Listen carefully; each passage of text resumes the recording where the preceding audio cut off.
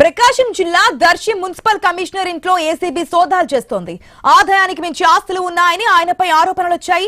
తెల్లవారుజామున 3 గంటల నుంచి తనిఖీలు కొనసాగుతున్నాయి. మున్సిపల్ కమిషనర్ మహేశ్వరరావుతో పాటు ఆయన కుటుంబ సభ్యుల ఇళ్లలో ఏకకాలంలో ఏసీబీ అధికారులు సోదాలు చేస్తున్నారు. దర్శితో పాటు నరసరావుపేటలోనూ దాడులు చేస్తున్నారు.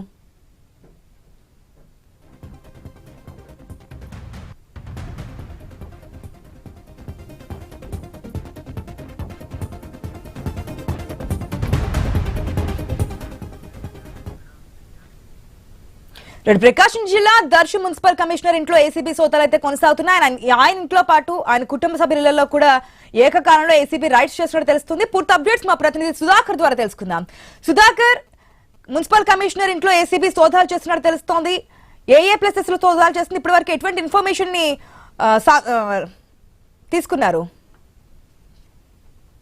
ఆశా, దర్శి మున్సిపల్ కమిషనర్ మహేశ్వరరావు ఇంట్లో అయితే ఈ రోజు తెల్లవారుజాము నుంచి ఏసీబీ అధికారులు అయితే సోదాలు నిర్వహిస్తున్నారు.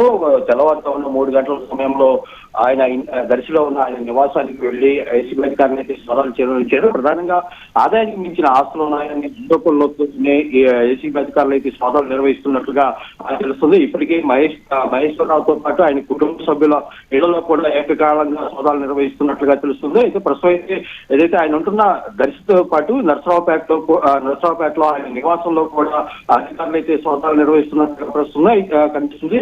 అయితే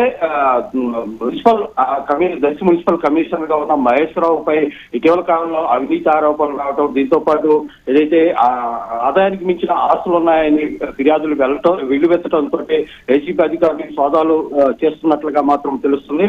ప్రస్తుతం అయితే తెల్లవారుజామున 3 గంటల నుంచి అయితే 3 నుంచి అయితే ఈ సోదాలు జరుగుతున్నాయి. ఆశ. Right, Sudhakar. Thanks for the update.